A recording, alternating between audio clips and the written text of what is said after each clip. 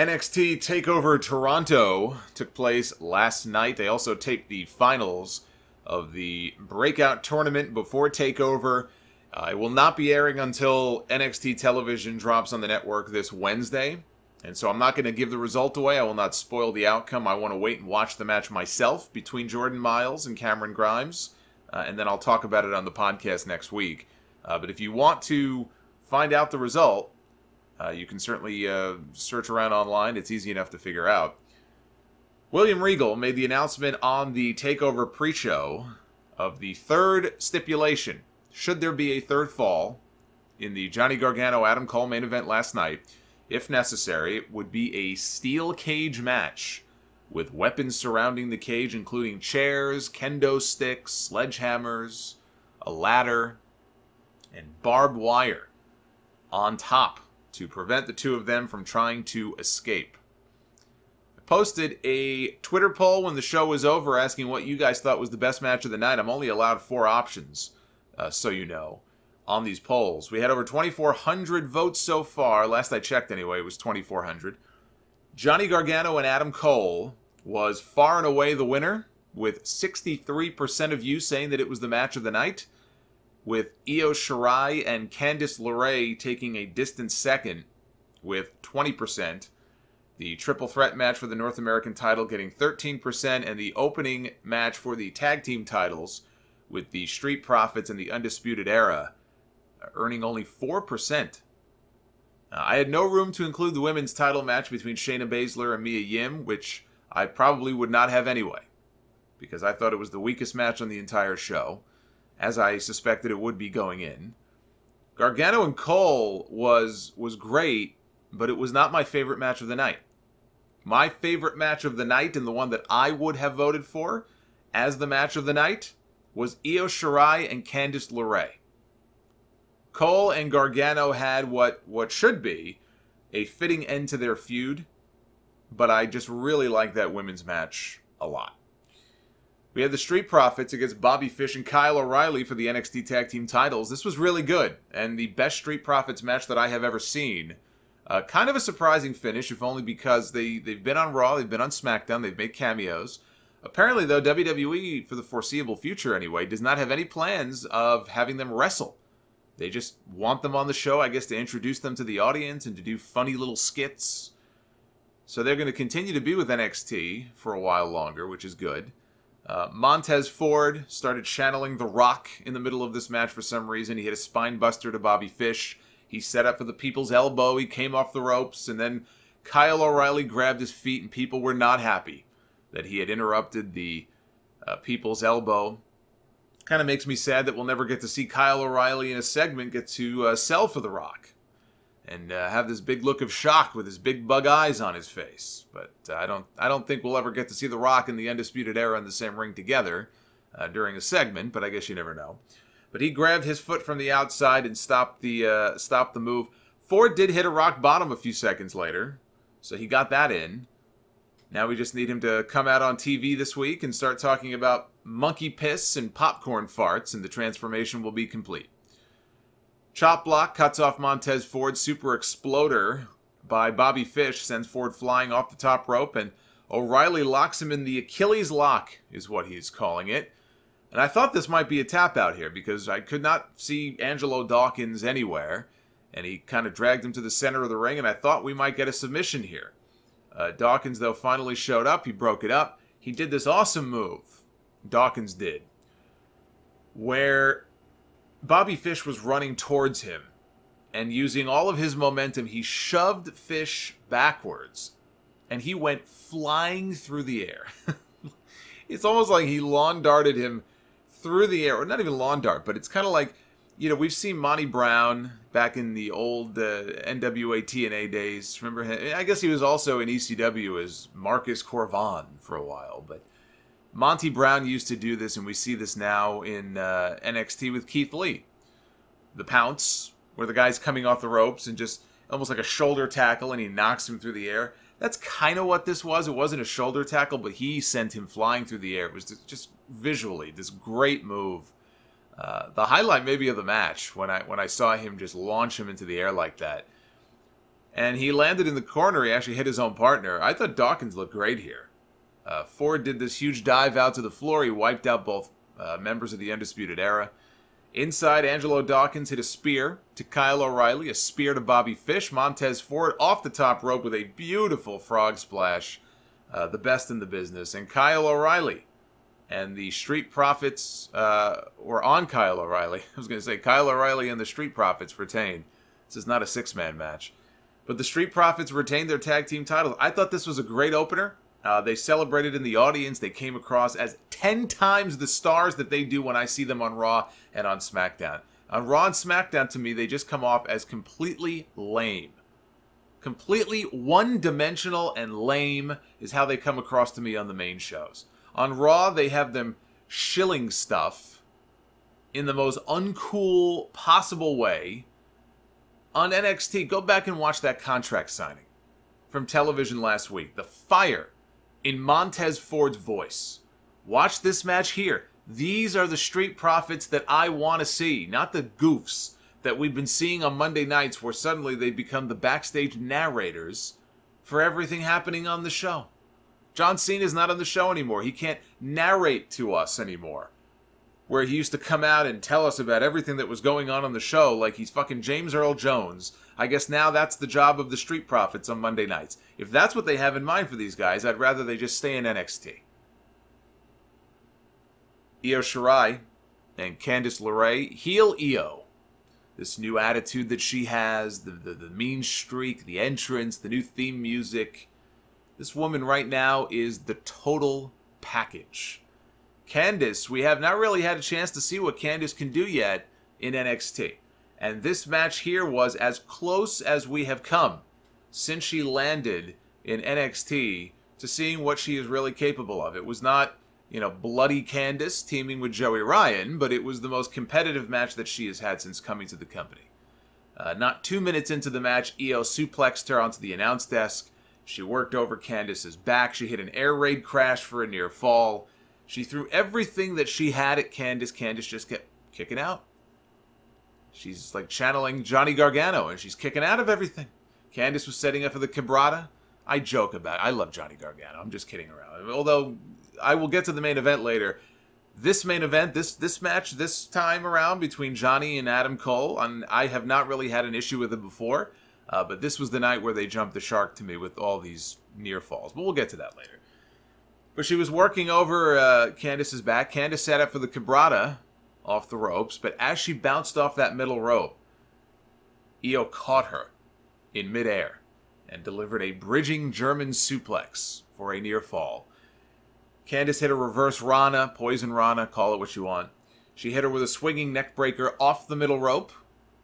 Io kicked out. Io hit an avalanche Spanish fly off the top rope. Still, Candice lives. And Io can't believe it. Io hits her moonsault. Again, Candice kicks out. Chants of "This is awesome." The crowd was loving every second of this. Frustrated, all out of options to keep this woman down. Io decides she's going to just trap her in a Koji clutch. And Candice is struggling. Actually, it looks like she might tap, but she can't because Io traps her arm, and finally Candice just passes out in the Koji clutch. A tremendous match that the crowd got into more and more and more as it went on. I'm part of that crowd watching too, by the way, and I also got more and more and more into it as it went on. You can fight me on this if you want to, but this was the best thing on the entire show. Matt Riddle came through the crowd in street clothes and flip-flops looking for Goldberg. No, I'm kidding. No. He was looking for Brock Lesnar. No, not him either. Chris Jericho, maybe? This guy's got more enemies than Jimmy Hoffa. But he was out there looking for Killian Dane after Dane left him laying on NXT last week before their scheduled match could even begin. The match never happened, so he called him out. And eventually Dane, he sort of emerged from the crowd like the Loch Ness Monster, and the two of them brawled up the ramp. They brawled onto the stage.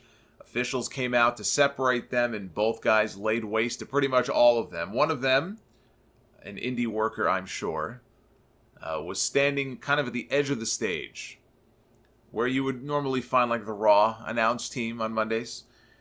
And clearly this guy is standing there and positioning himself. You know he's going to go flying. He's going to get tackled and he's going to go flying off this stage. And sure enough, Riddle and Dane sort of bump into him, and all three guys go crashing through some tables down below. And that was the end of Matt Riddle for the night. Now, WWE has these things called watch-alongs. I don't know if you are aware of these or if you've ever watched them before. And they will have some WWE talent, NXT talent. Usually it might be with the NXT talent, but they are watching the action. And they film them watching. I know it sounds riveting, but they film their reactions to what they're seeing on TV. And WWE is having a watch-along for SummerSlam tonight. And I think it's on Facebook, or it might be Facebook Watch or YouTube, one of those platforms. And I believe Matt Riddle is taking part and will get to choose the match that he gets to watch along with. Gee, I wonder which match that will be. That may be more entertaining than SummerSlam itself. I might have to take a break from whatever I'm doing to go check that out.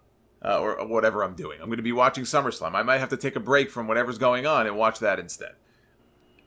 They showed the Evolve champion, Austin Theory, in the crowd. Triple H later on said they have an agreement with him, but not a contract, not like a signed contract.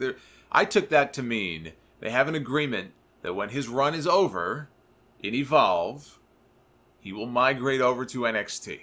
Because they have the working agreement with Evolve. I mean, Gabe Sapolsky basically works for NXT now. He runs Evolve. Obviously, there's a relationship there. Evolve just aired on the network a few weeks ago, and I'm sure will be part of a premium tier of the network once that gets going. So they have an agreement, but he is not signed with NXT. He is strictly right now with Evolve. So it wasn't like, hey, take a look at our big new signing. There has been no signing, not yet. But you take one look at this kid, and it's hard not to think that they're going to want him in NXT before long. And he's very young. He's only, I think he just turned 22 this past week. Velveteen Dream defends his North American Championship in a three-way against Pete Dunne and Roderick Strong. Velveteen Dream wins the award for Best Entrance on this night. We heard the familiar sounds of the Mounties theme music. I don't know the last time that theme would have been played on WWE television. Probably 1994, I'm guessing. So it's been 25 years since we've heard that music on WWE TV. First for the Mountie, and then, of course, the Quebecers. PCO, before he was PCO, he was Pierre of the Quebecers. So we hear the Mounties theme music here in Canada, and I'm sure there's people and kids and whatever in the audience like, what the fuck is this? Of course, all of us nerds who used to listen to this shit back in the day are probably marking out on TV. I'm listening to the Mounties theme song. That's not what I expected when I put TakeOver on last night, but I'll take it, because it's a very catchy theme song. It's more catchy than a lot of theme songs these days. So we transition from the Mounties theme music, and these people come out. It's darkened in the building. We can't really see. They kind of look like maybe a whole group of people dressed up as Mounties. And then they kind of shed that, and the lights come on, and it's the Toronto Raptors Dance Squad. The 2019 NBA champion Toronto Raptors. And this was a very well-done, elaborate entrance. You know, Dream's TakeOver entrances are always a must-see. You can only hope that that creativity continues on the main roster, although that's a whole other thing to worry about. I got worried the moment I saw him in that 2K20 video game commercial. Mauro Ranallo had a line at one point when Dream got crotched on the ring post. He said, "In the home of the Raptors, nothing but nuts." Mauro had a lot of lines on this show that were very, very hit or miss. I tend to like his one-liners and his puns, but sometimes he goes a little overboard with them. This might have been one of those nights. I loved Velveteen Dream using Bret Hart's moves here in Canada. He used the Russian leg sweep. He used the Bret elbow, the patented elbow off the second rope, and the sharpshooter to a big reaction, only to be broken up by a drop kick from Pete Dunne.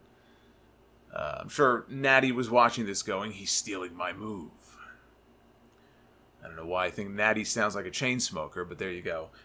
So Roddy, there's this great sequence towards the end where Dream and Dunne are standing up against the... They're not tied up in the ropes, but they're just almost like, you know, they're parallel to each other, just standing by the rope.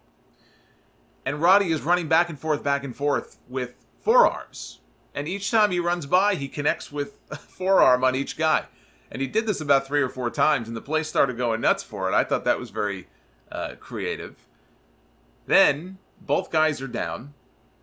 And, well, actually, Dream is down. He power bombs Pete Dunne on top of Velveteen Dream. And then, something I have not seen before. He applies the stronghold on both of them at the same time. They're like stacked on top of each other. And he does the double Boston Crab. It's very impressive. A few minutes later, Pete Dunne has Roddy beaten with the bitter end, but Dream grabs the referee's hand to prevent him from coming down for a 3 count. What's he going to do? Disqualify him? It's a triple threat match. In the end, Velveteen Dream comes flying off the top rope with a purple Rainmaker elbow. This is after Roddy hit the end of Heartache on Pete Dunne and had the match won. He had the guy pinned. But as he's pinning Pete Dunne, off the top comes Velveteen Dream. And that eliminates Roddy from the equation. He steals the pin, does Dream, and he retains the North American Championship. An excellent match. Given who was involved, I really would not have expected anything less. It took a little bit to get going there, but by the end, they had an excellent match, and Velveteen Dream wins again. And gets a little bit better, I think, each time that he gets to work with guys like this. But he picks up another huge win. Shayna Baszler defends the NXT Women's Championship against Mia Yim. Mia Yim got a special entrance here. She was dressed like a gang member. Even her Titantron, her name is in graffiti. This little army of gang members, I guess. They all had bandanas on, and it was her posse, and she's, fist bumping them on the way down to the ring. And the last person in the row who was kneeling down, I don't know this. I mean, the guy had footwear on, so maybe it wasn't. But I'm almost positive it was Matt Riddle. Whose face was hidden. I mean, the hair was there, but the face was hidden behind the bandana. But I do believe that was Matt Riddle during her entrance. No Marina Shafir, no Jessamine Duke, who I guess with her attacks over the last few weeks on TV were put in a coma by Mia Yim because they were nowhere to be found.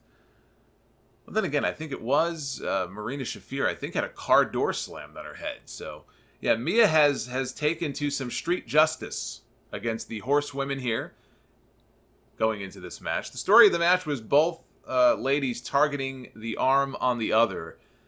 Mia had the arm pinned. Early in the match, she had Shayna outside, takes her arm, and sticks it down kind of inside the steel steps, and wedges the steps in there. And I actually laughed out loud at this. So she wedges her arm in there, and Shayna is struggling to break free. She can't do it, and she's like that for a good 15 seconds. And finally, Mia kicks the steps. I guess that's supposed to hurt the arm.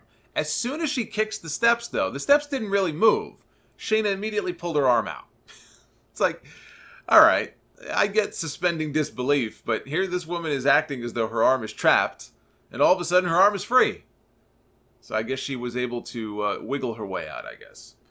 After that, Shayna sold the arm the entire rest of the way through. The crowd was quiet for the majority of this match until Mia hit an avalanche code blue off the top rope. That was very impressive. That finally got a reaction from a pulse from these people here in Toronto. Also, only got a near fall. So then finally they woke up a little bit. Not by much. Baszler got her in the Kirifuda clutch, but Shayna's arm was too badly damaged to hold onto it, so Yim broke free. Mia stomped on Shayna's arm the way that Shayna has done to so many others before her, giving her a taste of her own medicine. But Shayna again gets her in the clutch, and again her arm is too badly damaged to hold on. So what does she do? What does any smart fighter do in that instance? She transitioned into a head scissors choke. She used her legs instead of her arms to tap out Mia Yim, and Shayna Baszler retains the championship. The thing about this match is that the story they told was fine. They told a fine story. It had psychology, the working over the arm. She tried to take Shayna's weapon away from her. She took the arm away, and in the end it didn't matter because she used her legs instead. That was the story that they were telling here, right? And Shayna sold it well, and I thought they did a fine job of that, but the crowd just did not buy into Mia Yim as the person to take the championship from Shayna Baszler. And I hate to say that I feel vindicated, but I said for weeks coming into this show that I just could not get excited for this as a championship match at TakeOver. It just never got into that next gear, and the crowd reacted accordingly. So it wasn't a terrible match by any means. You know, if I did the star rating thing, which I don't do, I mean, for this match, I'd probably go as high as 3 stars. I don't know that I'd go higher than that, but so it was fine. But the weakest of all of them on this show, and I said in my TakeOver predictions, Io Shirai and Candice LeRae is the women's match that should have been contested for the championship on this show. In a perfect world, it would have been Io with the championship defending against Candice. That match between those two women, that should have been contested for a championship. That's the way I certainly felt watching this show. Speaking of championships, that brings us to Adam Cole and Johnny Gargano. Don't call it 3 stages of hell for the NXT Championship. Gargano out there wearing Wolverine-inspired gear. I thought their first match, WrestleMania weekend, where Adam Cole subbed for the injured Tommaso Ciampa, was and is the best NXT title match that I have ever seen, with Gargano and Andrade Cien Almas being a close number 2. This did not rise to that level, but it was still a war. It was still, you know, an excellent match, and I think a fitting end, if it is, and it should be, to close out their feud. First fall was a straight wrestling match, which Cole won when Gargano intentionally hit him with a chair, which got him disqualified, which at first seems incredibly stupid of him to do, and honestly, it is. It is insanely stupid. Unless you immediately pulverize your opponent into submission with that same chair, which he did not. Cole escaped, and they brawled through the crowd, and it went back and forth. But that first fall went 20 minutes, with Gargano attacking, which you know what, I will say this. It was a 2 out of 3 falls match, basically, and I appreciate the fact that that opening fall went as long as it did. Because so often in these 2 out of 3 fall situations in WWE on the main roster, of course leave it to NXT to do things the right way, but on the main roster, they'll do them for the sake of doing them. And the first fall is over in 2 minutes. Now, if they tell the story of this guy got trapped in a dangerous submission hold, and so to preserve his health and make sure his arm didn't get snapped, he immediately tapped out and figured he would just come back in the next fall. Like, okay, that works. But how many times have we seen 2 out of 3 falls matches in WWE where that's not even the story? And they just do the first fall in 2 minutes, they do the second fall in 3 minutes, and then they have a match. Well, why have a 2 out of 3 falls match in that situation? Why not just have a match? Here, these guys battled it out for 20 minutes until finally Johnny Gargano was an idiot and got himself disqualified. But I appreciate that they actually let the match go as long as you would have expected it to go. We've seen these guys kick out of so many different moves, it would have been completely unrealistic for Johnny to just get a quick pinfall in 6 minutes, when in the past it's taken 30 or 40 minutes and he couldn't put this guy away. So I appreciate the length of that first fall. But the thing about the first fall also was that Gargano went after Adam Cole's knee. And Cole was selling a knee injury. So he would come off the top rope. At one point, I think he attempted a Panama Sunrise. And he landed on his feet. You know, Johnny avoided it. Cole just landed straight on his feet, and his knee would buckle. And he would sell the pain of his knee. Now, I want you to remember this, because I'm going to come back to this again later on. So Gargano gets disqualified. And as the street fight then begins, he starts wailing away on Cole with the steel chair, and they brawl through the crowd and back down to ringside. Gargano hits a flying crossbody. It takes out the entire barricade, padding they have over by the timekeeper's area. Cole attempted a Tiger Driver or something similar on top of the announce desk, but couldn't do it, and instead he got backdropped through an adjacent announce table instead. In the ring, Shining Wizard by Adam Cole, and an Ushi-Goroshi onto I love saying that, Ushi-Goroshi, onto a chair for a near fall. Cole took a chair, he wedged it between 2 turnbuckles. Unfortunately for him, he was the one on the receiving end of being lawn darted into it face first, and that gave Johnny the opening to apply the Gargano escape, and shockingly, amazingly, we're all knotted up at 1 fall apiece, which means that we're going to a 3rd fall. I know, I couldn't believe it either. I was shocked. So we have the weapon-filled steel cage ominously being lowered now. By the way, for those of you who are into this sort of thing, the uncaged music releases that WWE does, it's out right now on iTunes and Spotify. Uncaged 9, they just quietly released it the other day. One of the songs, one of the tracks, as part of this new music dump that they just had, is the cage lowering theme. So that very ominous beat that you hear when they lower like Hell in a Cell. You can actually download that or stream it and listen to it now if you want to, so you're welcome. So they lowered the cage, although it wasn't as ominous as when they lower Hell in a Cell. And the only way to win here is by pinfall or submission. You're not going to climb out because on top of the cage it is surrounded by razor wire. So unless you want to get torn up, you're trapped. You're trapped inside this cage. We got ECW chants from the Toronto crowd. ECW died in 2001. Forgetting the WWE version, yet crowd still chant. EC-Dub, EC-Dub. Then again, they still chant what? And CM Punk. So they're not too bright. They trade kendo stick shots, and a double super kick puts both guys down. Gargano used a fire extinguisher on Cole to blind him at one point. More kendo stick shots. They started fighting over a sledgehammer that was wedged in the top of the cage, which Gargano was ultimately able to retrieve, although he did not have a chance to use it. Cole hit him with a super kick. Followed by not 1, but 2 Panama Sunrises. One off the top rope, where Cole jumped off, landed, and then hit it. And then one off of the ladder that was set up in the ring. Yes, there was a ladder as well. And so Cole jumps off the ladder, hits another one, and gets a near fall. In fact, both times, Johnny Gargano kicked out of the Panama Sunrise, with Adam Cole coming off the top rope and coming off the ladder and spiking this man headfirst down into the mat. And that, to me, is when things jumped the shark here in this match. First of all, the fact that he would even kick out of those 2 moves is too much for me. But I said earlier I was going to come back to this. You have Adam Cole, in the first fall of this match, selling a knee injury, or selling a damaged knee. He can barely do anything. The leg buckles. He's limping around. You're going to tell me that 20 minutes later, 25 minutes later, after more fighting and more brawling and more moves and everything on top of that same knee, all of a sudden the knee doesn't hurt him anymore. The knee is not an issue. He did 2 Panama Sunrises. He jumped off the top rope and jumped off of this ladder and landed feet first, and did not sell 1 ounce of a knee injury. It's just little things like that that irk me.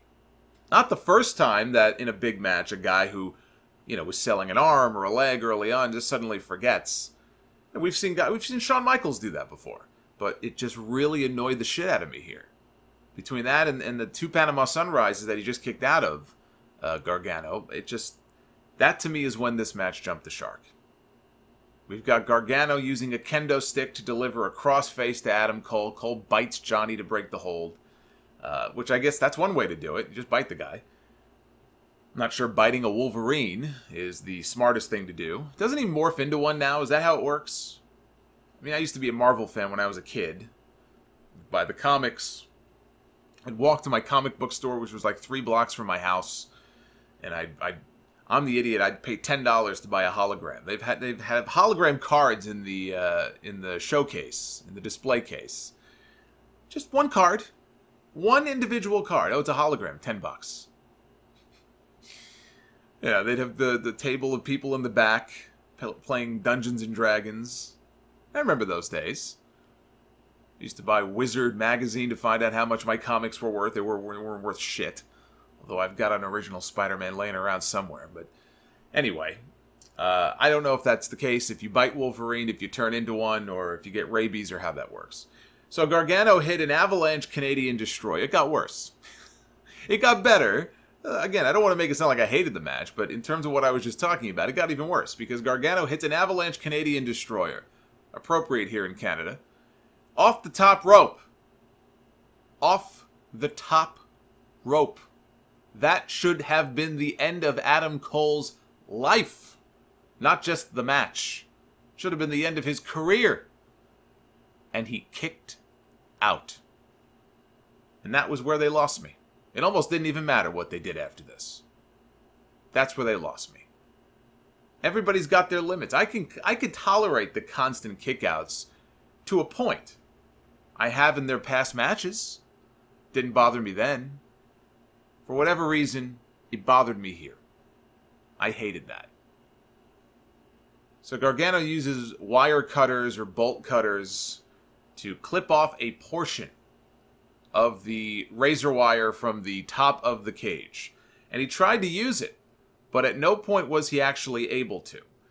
They were standing on top of, it was either a table or some kind of platform that was positioned on top of the cage in the corner. And they climbed up on top of this platform. And you see these two tables are side by side down below in the ring. So you know they're going to go flying, at least one of them is going to go flying off and crash through the table. I mean, you can see it coming from a mile away, but you could see everybody in the audience rise to their feet.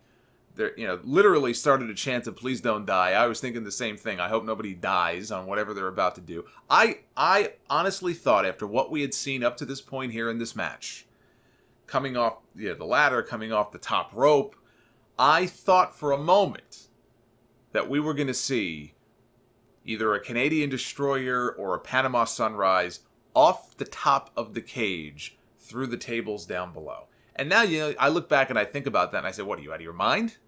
It would be instant death, would it? They probably would have kicked out. They would have kicked out of the move. Thankfully, that didn't happen. That would have been ridiculous. Thankfully, that did not happen. There are some limits still. But Gargano was trying to use the barbed wire on Cole. Cole was fighting him, and they basically just kind of tumbled off. They tumbled off the platform and down through one of the tables. They completely missed the first one, and they came crashing through the far one. And Cole managed to drape his arm across Gargano's dead body, and he scored the pin to retain the NXT Championship in around 50 minutes or so. In total, this lasted between all three falls. Almost an hour, these two guys went. And yet again, Johnny Gargano beats himself, as he has done before with Tommaso Ciampa. Here, with the barbed wire, because remember that one match they had, that one takeover where they're on stage, and he had Ciampa beat, and he had to I think he pulled the knee pad down, he was going to go run into him, and he ended up falling off the stage or something, and what an idiot. We've seen him do this before, where he basically beats himself. Here, the barbed wire attempt, he goes overboard sometimes, and in the end, he ends up paying the price for it. But this was a hellacious match, but they lost me with some of the big kickouts and some of the things they did at the very end there. And Cole just completely forgetting the fact that he could barely stand in match 1 by the time we got to match 3. So the question now is, what happens with Johnny Gargano? I think you got to move on from this. I mean, as much as I've loved their matches up to this point, especially that first one, it's time to move on. Seth Rollins and Baron Corbin, they didn't quite have as a good series of matches the way that Johnny Gargano and Adam Cole have had, but, with them it was the same thing. Enough. It's time to move on. Same thing here. Cole is the champion. He's going to move on to his next challenger. Who challenges him? Tommaso Ciampa supposedly is ahead of schedule. He may be able to come back soon. Who knows? We may see him at the next set of tapings later this week. They're taping TV at Full Sail on Thursday. I would think Ciampa just might be, he'll be there probably in the back, but maybe we'll see him come out on TV.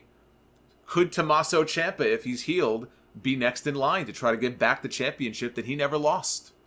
He would be the logical person. Could it be Matt Riddle? I don't think it'll be him next. He's still feuding with Killian Dane, but Matt Riddle's got to be in the conversation. The winner of the breakout tournament, don't forget, either Jordan Miles or Cameron Grimes, they get the opportunity to challenge, if they want to, for the NXT Championship. Maybe they challenge for the North American title. They have their choice, but I would think they would want to challenge for the NXT Championship. I just think it's too soon for Kushida, who hasn't been there very long, hasn't had very many matches. I guess it could be him, but I think it's too soon. I think it's definitely too soon for Damian Priest. Don't turn him into the NXT Roman Reigns. Just keep doing with him what you're doing. Build him up, and eventually he'll be the champion, I'm sure. But I just think it's too soon for the two of them. So I look at this and I think, well, Ciampa or Riddle would seem to make sense as being the next ones in line. Johnny Gargano, where does he go from here? I would think the main roster. I know William Regal came out when the show was over last night to kind of shake his hand and embrace him and celebrate with him. Triple H on the post-show call said that was something Regal did on his own. That was not planned. And it's not a sign of anything that he's going to move up to the main roster, but he could. You know, we could see him as early as this week on Raw or SmackDown. The question is, where does he go? It almost doesn't even matter as long as they keep this stupid wild card rule, which hopefully they'll do away with soon. If they can actually have dedicated brand rosters, I would think SmackDown would be a good place for him to land. But it's going to be a challenge for him. The talent is there. Johnny Gargano could be the biggest underdog babyface they've had since Daniel Bryan got hot all those years ago, if they play their cards right. That's a big if. So, to me, his future is very murky.